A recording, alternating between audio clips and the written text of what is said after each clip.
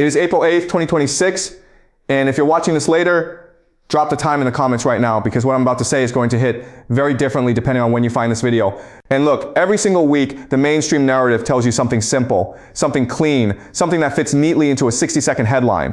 But if you've been paying attention to what's actually happening in global politics right now, you already know that the clean version of the story is never the real version. So today, I want to ask one question. One question that almost no one in mainstream political commentary is willing to ask out loud. And that question is this: is Israel actually an ally of the United States?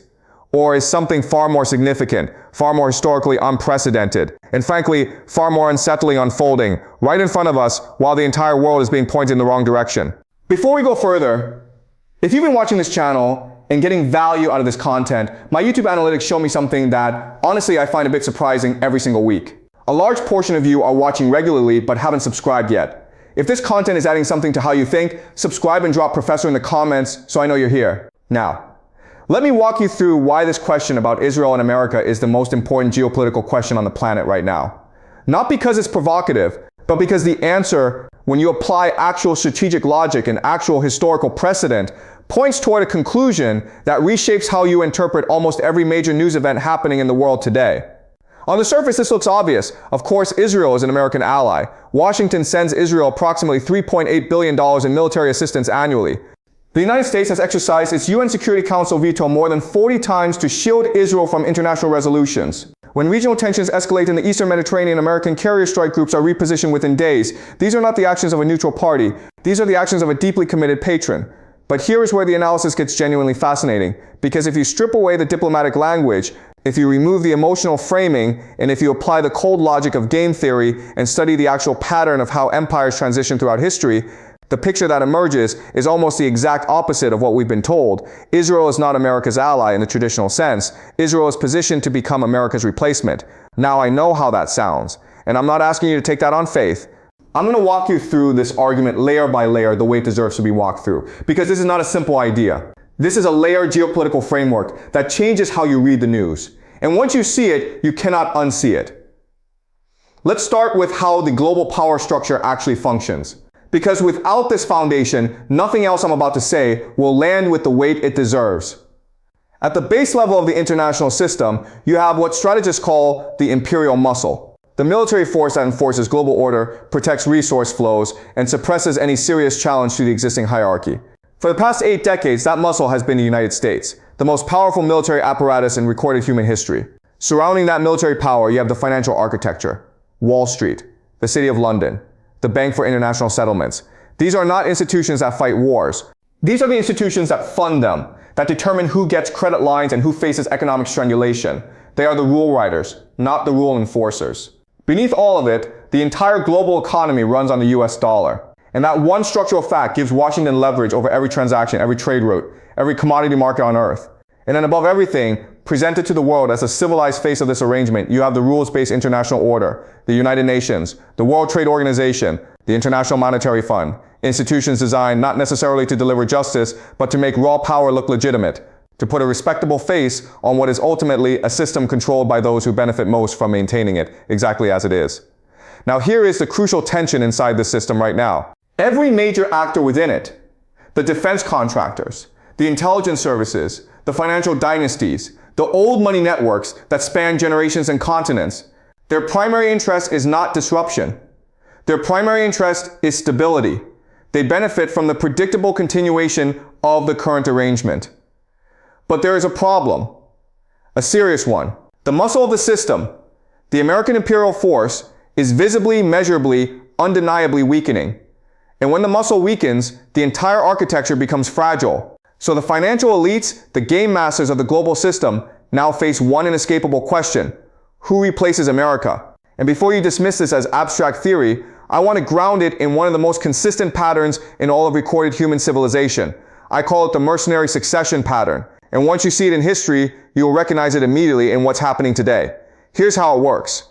Great empires, as they age and as they lose the raw hunger that built them, become increasingly reluctant to do their own violent work. They want to project civilization, democracy, moral authority. So they outsource the violence. They hire proxy forces, local allies, forward-positioned partners who will do the destabilizing, the coercing, the killing, while the empire maintains clean hands for the cameras. And what happens to those proxies over and over again throughout history? They eventually look at the empire they serve and they make a calculation. They realize they are doing all the sacrificing. They realize the empire is weakening and they make the move. The Romans started as hired fighters for the Etruscan civilization in northern Italy. They absorbed the brutality. They developed the discipline. And one day the Romans concluded that the Etruscans were decadent and spent.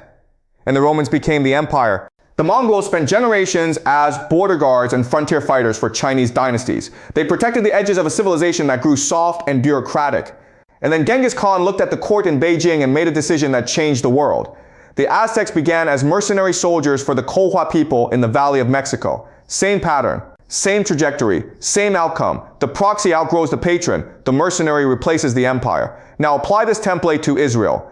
Israel was formally established in 1948 through a convergence of British strategic planning, American diplomatic backing, and Zionist organizational capacity. Its original geopolitical function was to serve as a permanently positioned proxy in the most energy-rich and strategically vital region on the planet. A reliable, motivated, highly capable forward base. An unsinkable aircraft carrier, as some strategists described it. Israel would absorb the international criticism, fight the wars, destabilize the hostile governments, so that Washington could project moral leadership while the dirty work was handled at arm's length. And for decades, the arrangement functioned exactly as designed. Israel fought in 1948, 1956, 1967, 1973, 1982, 2006, and repeatedly across Gaza. Each time absorbing costs, each time delivering results, each time proving its indispensable value to the global system. But here is where the pattern from history asserts itself. Because Israel is now, whether openly or implicitly, making the same calculation the Romans made about the Etruscans, the same calculation the Mongols made about the Chinese dynasties. We are doing all the work, we are absorbing all the sacrifice. The patron is weakening, divided, confused, and increasingly incapable. So why should we remain the instrument? Why should we not become the principal? Now let's talk about how the global financial elite actually chooses which power to back as the next imperial force. Because understanding this selection process is what makes the current global picture suddenly coherent. Think of it like sophisticated venture capital. You are managing trillions of dollars of generational wealth and two candidates come forward for backing. The first candidate is a mature, established operation, extensive infrastructure, decades of brand recognition, enormous existing assets. The second candidate is leaner, more desperate, more driven. They have failed before, but they come to you with one critical message. This is our only shot and we will not stop. The established candidate has 100 fallback positions. If this particular investment fails, they move resources elsewhere. But the second candidate has nothing to fall back on. Their entire existence depends on success. And what does that mean for your investment? It means they will never stop working. They will never betray you. They cannot afford to. They have no exit option. This is precisely how strategic power transitions work. The global elite does not back the comfortable incumbent when it starts to slip. They back the hungry successor, and they look for three specific qualities when making that assessment. First, unity. Does the population of this country genuinely believe in the mission? Are they willing to accept sacrifice in pursuit of it? Second, operational capacity. Does this country possess the intelligence infrastructure, the technological sophistication, the logistical competence to actually deliver results? Third, determination. Is this country willing to continue operating even when the cost becomes severe, even when international opinion turns hostile, even when the pressure to stop becomes enormous? Now run this assessment against the United States as it stands today. On unity, current polling data suggests that support for direct military engagement in the broader Middle East theater sits at approximately 40% of the American public. That means 60% of the country is either opposed or indifferent. A divided population cannot sustain an imperial mission. That is not a political observation. That is a historical fact. On capacity, consider the numbers. The United States accounts for roughly 40% of total global military expenditure, more than the next several nations combined. And yet Iranian drones manufactured at a small fraction of American unit costs have repeatedly challenged multi-million-dollar American assets. A carrier strike group carrying a price tag exceeding $13 billion had to reposition out of an active theater within weeks because the threat environment made its continued presence untenable.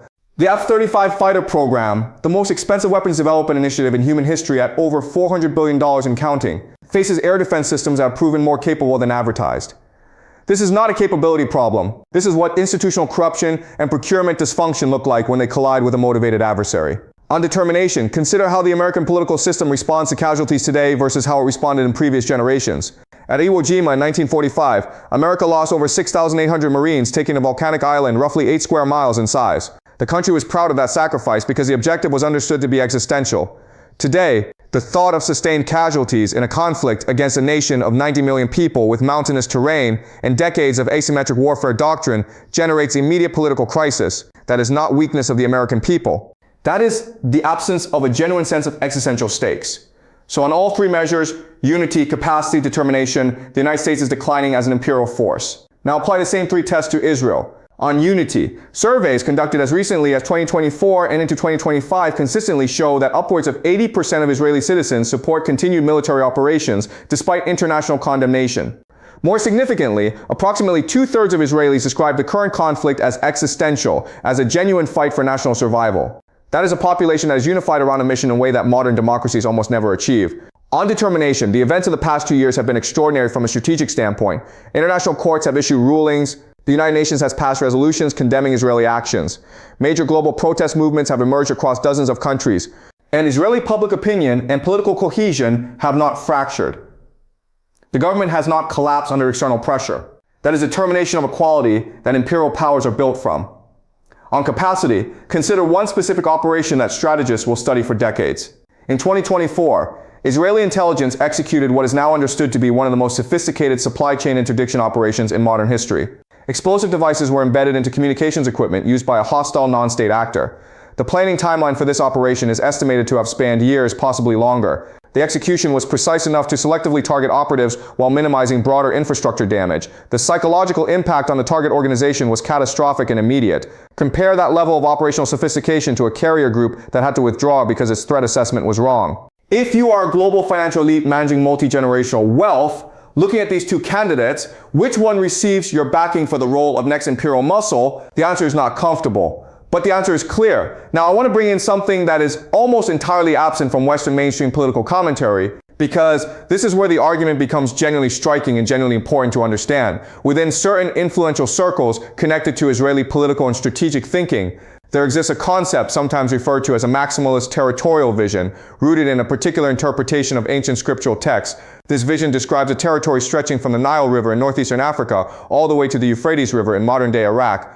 That geography encompasses not only present-day Israel and the Palestinian territories, but also the entirety of Lebanon, the entirety of Syria, the western portions of Jordan, significant areas of Saudi Arabia, and parts of southern Turkey. Now here is the detail that almost no one highlights when this concept is discussed. Iran, ancient Persia, does not fall within this described territory. The Iranian plateau sits entirely outside the boundary of this maximalist vision. So ask yourself the logical question. If Iran is geographically irrelevant to this territorial vision, why has the push for direct military confrontation with Iran been so consistent and so intense? Why has enormous diplomatic and political energy been invested in drawing the United States into a direct conflict with a country of 90 million people that poses no immediate territorial threat to the vision in question? The answer, when you think about it through the lens of strategic logic rather than through the lens of official narrative, is not what most people expect. Iran is not actually Israel's primary strategic obstacle. The primary strategic obstacle is the United States itself. Think about who currently controls the Middle East. Who maintains military installations in Saudi Arabia, Qatar, the UAE, Kuwait, Bahrain, and Iraq? Who controls the critical maritime passages through which Middle Eastern energy moves to global markets? Who commands the air and sea power that determines who can operate freely in the region? The answer is Washington. And Washington's military footprint sits directly across territory that any future Israeli regional dominance would require. So the strategic logic, whether it is articulated openly or operates through the accumulated decisions of multiple actors pursuing their individual interests, points toward a single conclusion. The way to remove the obstacle is to exhaust it. Use Iran as the mechanism. Draw America into a prolonged, expensive, unwinnable confrontation. Force a decade of military spending on weapon systems that deliver diminishing returns. Overextend the American military across multiple theaters simultaneously. Drain the political capital, the financial capital, and the human capital until withdrawal becomes the only rational option. And when Washington finally leaves, the vacuum it leaves behind becomes the space into which the successor steps. This is not conspiracy, this is game theory. This is the oldest pattern in the history of imperial transition. Now let me address the objection that I know you're already forming because it's the obvious one. If Iran and Israel are enemies, if they represent genuinely opposed civilizational projects, how does an analysis suggesting eventual Israeli regional dominance account for Iran's continued strength? This brings me to one of the most consistently misunderstood laws of geopolitics. Strong powers do not fight each other to extinction. Strong powers fight each other until they recognize each other's strength, and then they find accommodation. and then they turned their attention toward the weaker actors surrounding them. The Romans and the Parthians fought for generations, and then they drew a line at the Euphrates and said, this is your side and this is ours. The United States and the Soviet Union nearly destroyed the planet and then spent 4 decades in a managed competition that ultimately benefited the leadership structures of both systems enormously. History is full of examples of supposed existential enemies discovering, once the initial phase of conflict exhausts itself, that cooperation at some level is more profitable than mutual annihilation. My assessment is that once the current phase of this conflict concludes, once American influence recedes from the region, Iran and Israel will be the 2 remaining serious military powers in the Middle East.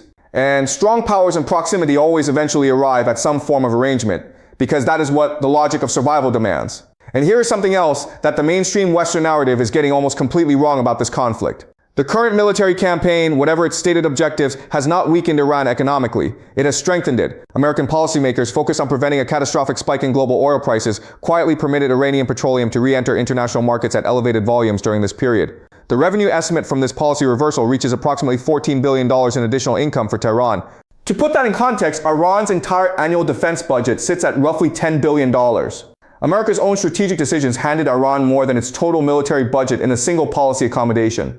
Furthermore, Iran's integration into the North-South Transport Corridor, the trade route linking Russia through Iran to the ports of the Arabian Sea and into the Belt and Road Initiative, which requires stable overland and maritime access through the Iranian geographic zone, means that Iran is now economically embedded in both of the major Eurasian trade networks that are explicitly designed to reduce dependence on Western-controlled financial infrastructure.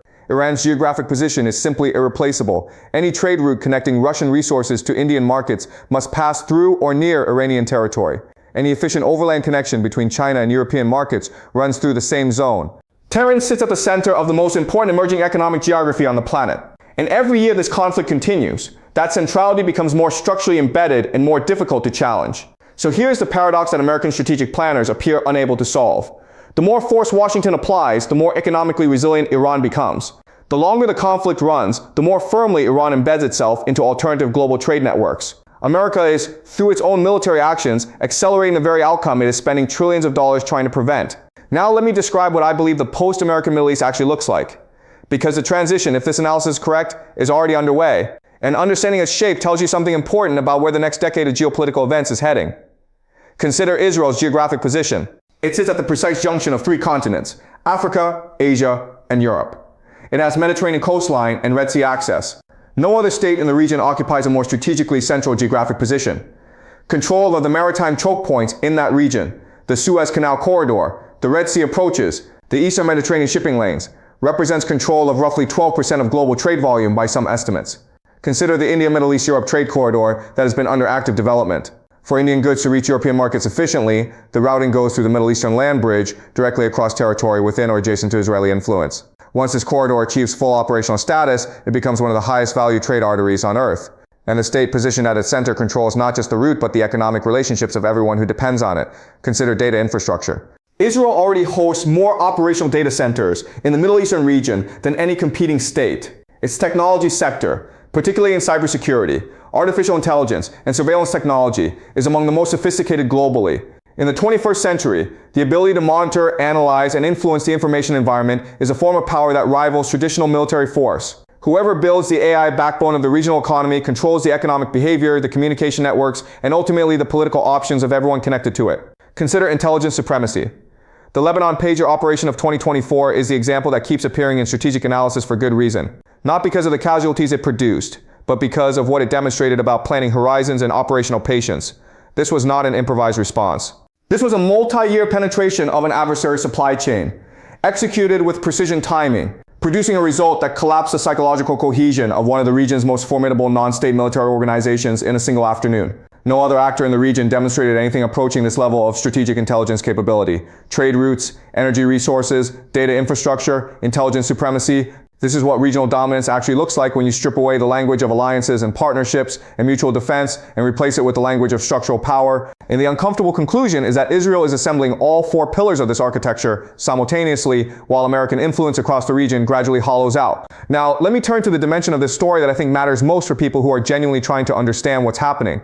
Because This is where the analysis becomes not just intellectually interesting, but genuinely important for how you think about the future. America is currently spending at rates that are difficult to fully comprehend on military operations across the Middle Eastern theater.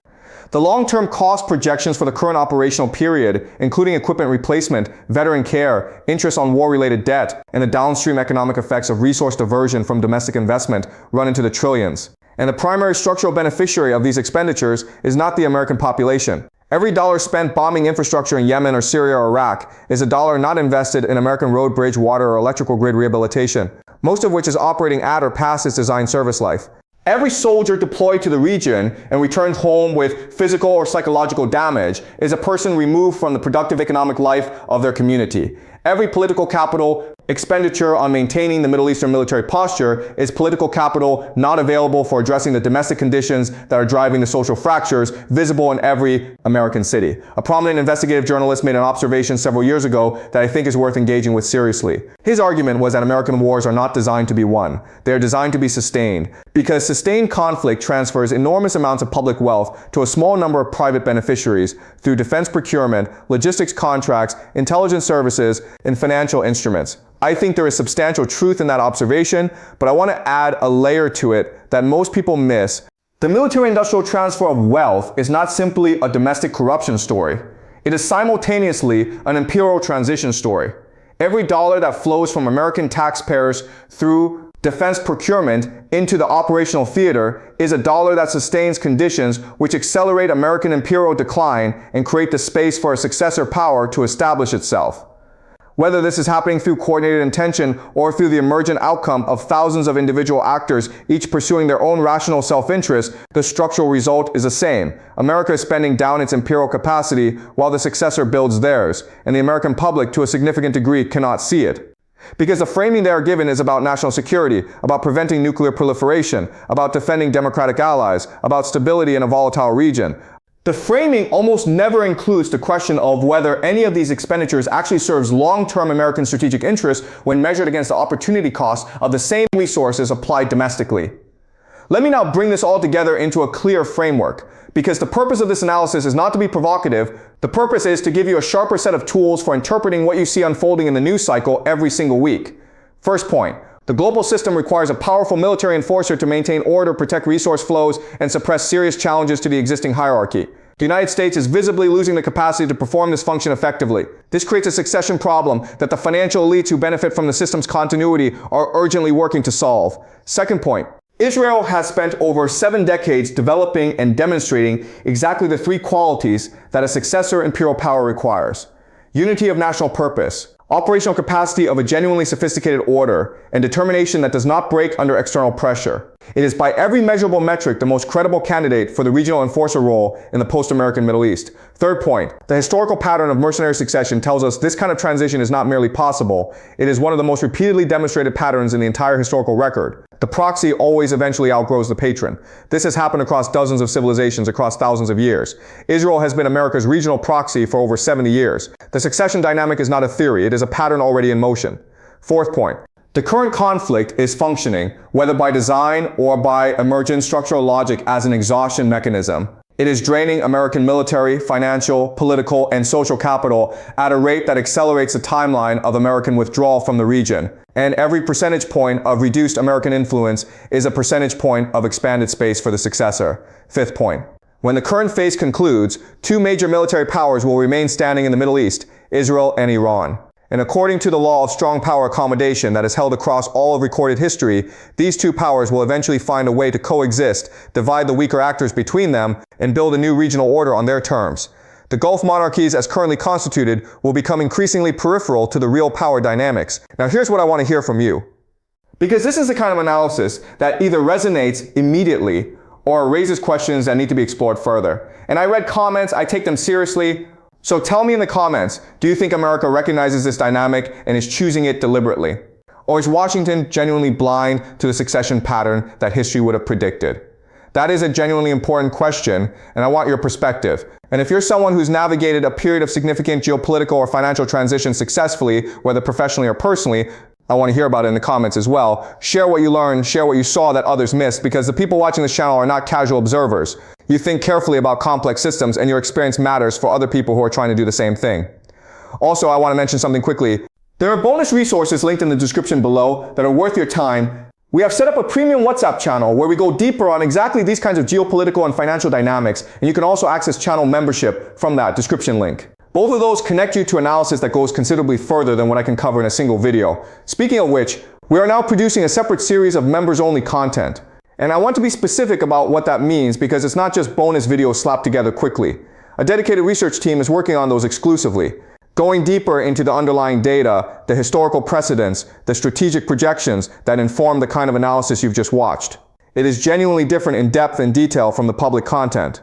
If you want access to that level of research, hit the join button or use the membership link in the description. Now I want to make something explicit before we close. What I have laid out today is a framework for strategic interpretation. It is not a moral endorsement. I'm not arguing that any of these outcomes would be good, just, or desirable. I'm using historical pattern recognition, game theory, and structural analysis to describe what the evidence suggests is likely to happen. Predictive history is only valuable if it is honest about what the evidence shows, even when that is uncomfortable. If the framework turns out to be wrong, that is worth knowing too, because false models are just as instructive as correct ones when you do the work of figuring out where the reasoning failed.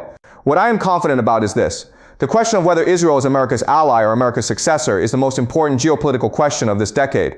And the mainstream framing of the relationship, built around shared values and bilateral security guarantees and mutual democratic interests, is not adequate to explain the structural dynamics that are actually driving events.